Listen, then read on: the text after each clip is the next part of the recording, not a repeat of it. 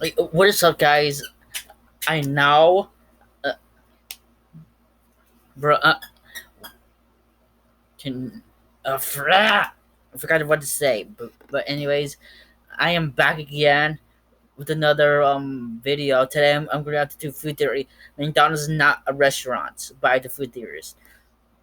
What do you mean, MatPat? Of course, it's a restaurant. Everyone knows it's a restaurant. Okay. Anyways, I have a question, but why my bill wasn't on? Like it's crossed out, and it says th- that the content is made for kids, even though it's not. Okay. With that being said, make sure you go subscribe to the food theories and like and subscribe this video, and don't forget.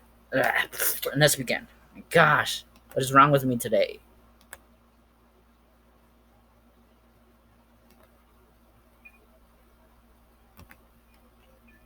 Hi, I'd like to start a McDonald's franchise. McTastic. So this says you agree to pay a franchise fee up front, a McFranchise fee if you will. Nice. And you'll have to pay us Haha, very funny, Ronald. the percentage of all your McSales. Okay. Also, we get to pick the location of your restaurant. We own the McBuilding, and you can only McRent from us. This is a bit more intense than I was expecting. I owe my Stop McNaming names or whatever it's called. McSoul to the company? Should we do this another time? You seem McFlurious. And you seem Mick cringy.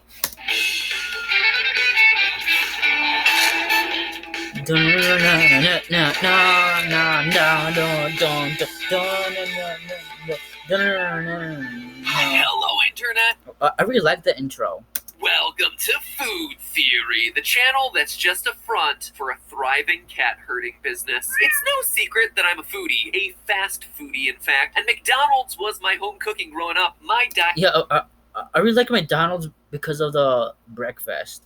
Like, in my opinion, McDonald's is the most best at breakfast.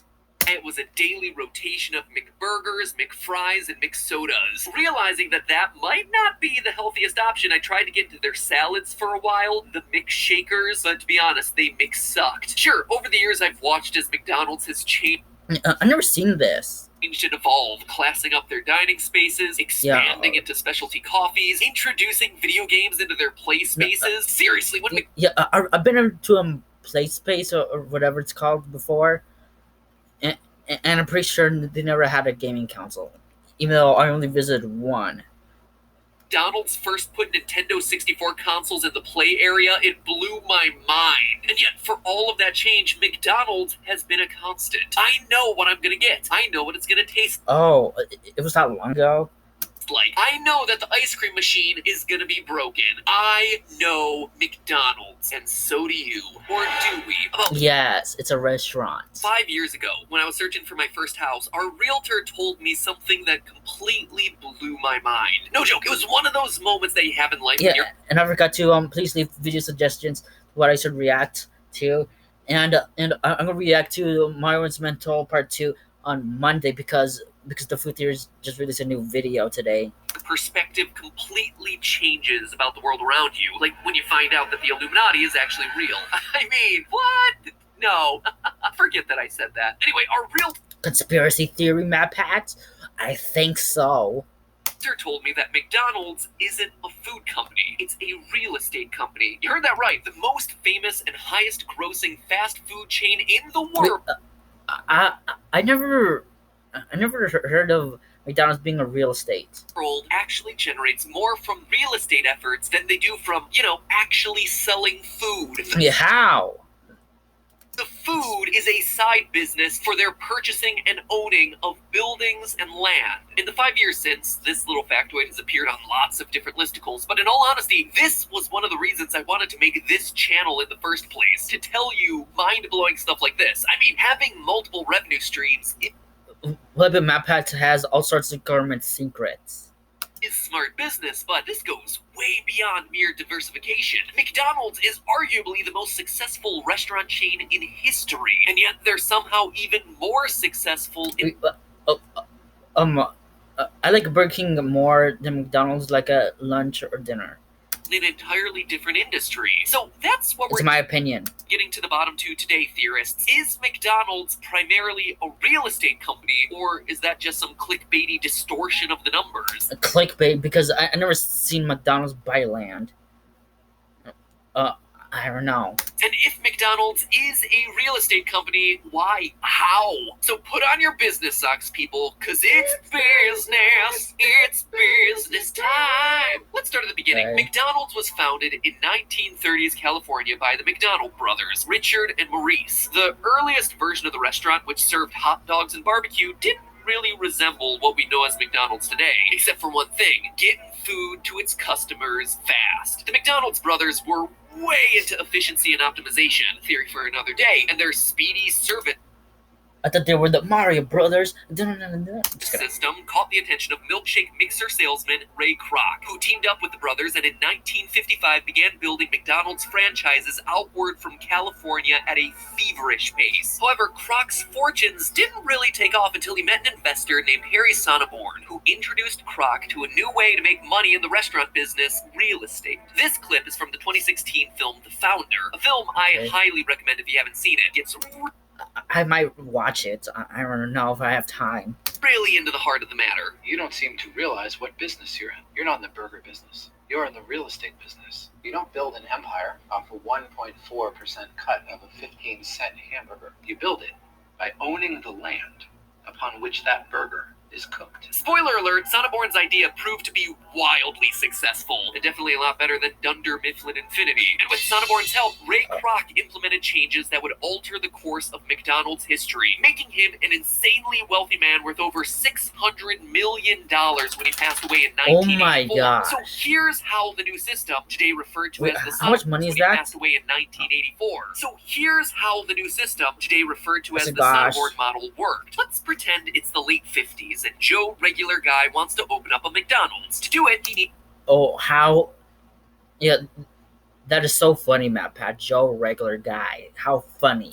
to purchase a franchise, basically permission to open a restaurant from Ray Kroc. Kroc is happy to sell a franchise to Joe. After all, it's his job to build out a network of McDonald's It's Joe Mama. franchises across the USA. However, Kroc and Sonneborn have now added themselves a catch. In order to get a McDonald's franchise, Joe Regular Guy must agree to operate out of a building that Kroc chooses, on land that the company owns. Now, this new type of arrangement accomplishes a couple of things. First, it gives McDonald's increased control over its franchises, allowing them to strategically place the different franchises at appropriate distance away from each other, and to ensure that their locations are in the ideal parts of town. Secondly, it enables McDonald's to collect more money from its franchises than ever before. Not only does McDonald's get to collect a one-time $45,000 franchise fee and a percentage of sales from each of those franchises, but they also get rent checks from their franchises. That's right, McDonald's is also Joe Regular Guy's landlord. And when there's, statistically a new McDonald's opened every 14 and a half hours somewhere in the world, that's going to add up. McDonald's, along with many of the other fast food chains that you know and love, use the Sonneborn model of real estate ownership within their franchises Who was the first restaurant to do that? to this very day. And hey, when the restaurant doesn't work out, they can always just sell the land. But wait, there's more. The real estate benefits to McDonald's don't end there. In addition to collecting rent, there's also tax benefits to be had. There's a lot of upside if you own a commercial building and know what you're doing, and boy howdy does McDonald's know what it's doing. First, the use of commercial land is a tax write-off, meaning that whatever it costs you in a year to buy and keep that land is going to come out of your income before you pay taxes. And this is important. Businesses that earn a lot of money want as much to come out of those earnings as possible, so there's as little left to tax at the end, because taxed money isn't coming back to you or your business. So they buy equipment, they give away bonuses, they invest that money, all of it to get it off the books before it gets taxed. So sure, you might not need that extra camera or whatever, but by spending money on it, you're basically getting a 20% discount on it. The 20% that would otherwise be handed over to the government government through taxes. As any accountant will tell you, you want your business to basically look like it's earning $0 at the end of the year by spending that money on things that help the business but can also function as tax write-offs. I'm not saying this is wrong or right by any means, by the way. I'm just saying that it's legal, and so smart business people I've never seen McDonald's do that. looking to hold on to their money try to exploit this for all it's worth. And the Sonneborn model really works that system. They own the land, and land is a really weird category of business because unlike other things you buy, like say your car or your phone, land isn't expected to expire or deteriorate. In accounting, this is called depreciation, and you feel it if you've ever tried to sell an old car that you've driven down into the ground. By the end of its life, it's worth practically nothing. Well, it turns out that you can use depreciation to your advantage with taxes, and accountants can spread out the cost of large purchases over the lifespan of that item. For a concrete example, let's say I buy a new BurgerBot 2000, which is capable of pumping out hamburgers all by itself, and I expect it That is a genius idea. to churn out those burgers for the next 5 years before it starts to break down. If it cost me $100,000 to buy, I can choose to amortize the cost, which is to say I can incrementally take its depreciation into account. No, an ad. Subscribe so that I could skip the ad. Grammarly can help you write quickly and confidently, I don't care. so you never have to slow down at work. I don't care about work. It's Just kidding, I do. Taxes. When I do this, I would be telling the IRS that instead of deducting the full $100,000 purchase for my BurgerBot this year, I want to instead deduct $20,000 every year for the next 5 years. That is sneaky. That is sneaky.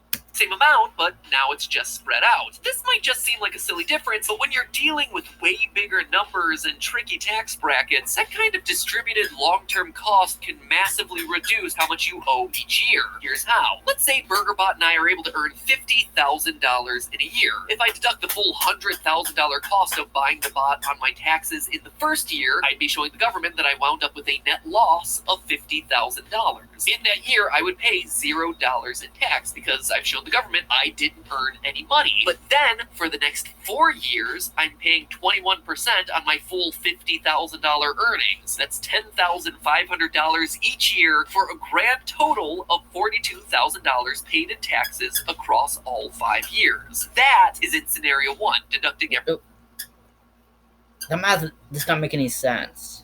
everything up front. But now, let's look at scenario 2, where I spread out the cost of BurgerBot, deducting $20,000 from my earnings every year. Instead of that minus $50K on year 1 and plus $50K every other year, now I'm telling the IRS that I earn $30,000 every year. The $50K that I do earn minus the $20,000 distributed costs of the BurgerBot. I'm still paying that same 21% each year in taxes for 5 years, but now I thought that the BurgerBot costed $100,000. it's off of $30K instead of $50K, which winds up being $6,300 a year or $31,500 over the 5 years that BurgerBot is expected to function. That translates to an extra $10,500 that I get to keep over that 5-year period, just because of some funny tax work with depreciation schedules. Even if you didn't follow any of that example, the TLDR here is that spreading out costs can save you huge bucks in the long run. And when you're a company like That's a genius strategy. McDonald's with a massive $21 billion in revenue in 2019 alone, those sorts of cost savings are going to add up. But how do they do that? Why is any of this relevant? I just said that land doesn't depreciate. And while that's true, anything you build on that land does. Pave the lot, that's now improved land. Build a building, you can depreciate that. And yeah, because people would just build more roadways, which might pass the restaurant. There's a really weird loophole that helps McDonald's here in a big way, because rented land can be depreciated, and almost all of McDonald's land is rented. Only 7% of McDonald's locations are actually owned and operated directly by the company. The remaining 93% of locations are franchises. Thanks to all of those locations. So those 7% is on Greenland. locations. In 2019, McDonald's reported $1.39 billion in total depreciation, which accounts for roughly $292 million in a single year of tax savings, which is a lot of money, but with annual revenue of $21 billion, it's barely a rounding error. And that's why it's now time for us to talk about revenue versus earnings. Revenue is the total amount of money you pull in, period. You don't subtract costs, you don't subtract taxes, you just count up all the money that you collected in the year, and that is your revenue. Your earnings are different. That is what you actually made at the end of the year after you factor in all of your costs. When you look at McDonald's, their revenue and their earnings tell totally different stories. Remember how I said McDonald's only owns and operates 7% of its locations? Well, Yes. that 7% makes up a whopping 47% of its revenue. That's right, the 7% What? How does that make sense? It's only a small portion. of company-owned locations make almost the same amount of money as the 93% of franchises combined, but owning the Oh, the company. Oh, okay. locations comes with a lot of costs. So when it comes to earnings, the script actually gets flipped. The company-owned locations need to pay all their expenses, from equipment and staff to the land costs. That means that despite pulling in $9.42 billion from their company-owned locations in 2019, they only kept $1.5 billion of those earnings. Meanwhile, McDonald's barely has to do anything to keep its franchises running, since that's the franchisee's job. As a result, McDonald's gets to keep about 86% of the franchise revenue as earnings, meaning that of the $11.6 billion that they made in 2019, they got to keep over $5 billion? $10 billion of that. So I was close, even though my estimation was half of it. what percent of all that is rent as opposed to money from, actually selling hamburgers? You remember from way back when you thought that was what this company did? Well, No. McDonald's doesn't break it down in their financial reports, but we can make use of the numbers we have available to make a reasonable guess. We know McDonald's 2,770 company-run locations make 9. I honestly thought that there will be more locations. Oh, company run.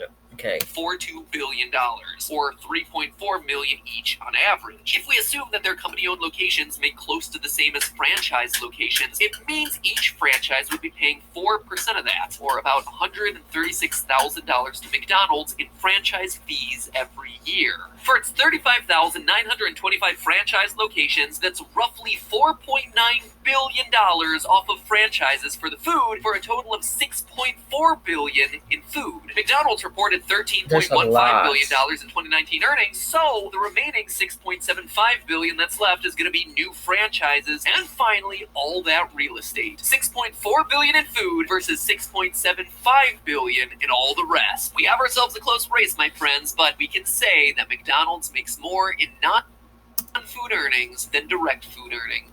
Yeah, I know. I already know that 7.5 is bigger than 4. So there you have it, friends. What was true in Ray I mean, 0.75 is bigger than 4. 0.4. Kroc's day is still true today. McDonald's makes more money from real estate than they do from hamburgers. And what's more, McDonald's has been leaning even harder into real estate in recent years. From 2015 to 2019, McDonald's sold off over half of its company-owned locations, in many cases making a tidy profit off the land that they were invested in. And why would you do that? You could have made more money with those, if you kept them. and shifted more of their reliance away from running an actual restaurant and more towards being a real estate firm that happens to build all its buildings with golden arches out front. And who can argue with this approach, at least from a business standpoint? Their massive commercial real estate portfolio has allowed them to weather the 2020 insanity with relative ease. McDonald's Corporation stock has fully recovered from COVID, and as of the making of this video is trading near an all-time high. It's a similar story with other major restaurant chains too, like Starbucks and Wendy's, who took a page from Sonneborn's book and have gotten into the real estate game themselves. In fact, the practice of collecting rents from your own franchises has pretty much become par for the How about Burger King? Oh, never mind. It's right there. course for major restaurant chains. Meanwhile, smaller restaurants who don't have the luxury of being their own landlords have been hit real hard this year. And I mean real hard. It's estimated that 85% of all independent restaurants in the United States could permanently close by the end of this year. So let me leave you with this thought, theorists, especially those here in the US where COVID is still surging and where many small businesses missed out on the limited number of Paycheck Protection Program or PPP loans that were made available to American companies. If you happen to be in a position where you're able to choose between local restaurants and national chains, consider ordering local. More now than ever before. Oh, and if Okay. you happen to be in a position to start a restaurant, consider becoming the landlord too. But hey, that's just a theory. Food theory. Bon appetit. Well, you made it to the end of a McDonald's themed food theory episode. Might I interest you As a sponsor. in another McDonald's themed food? Oh. Okay, I already saw this, so I don't need to react to it. Yeah, so guys, I'm probably gonna release this video tomorrow, which is why you're probably seeing it tomorrow, like on Friday. Or maybe I just release it today. I don't know. On Thursday, today. I don't know. So please subscribe.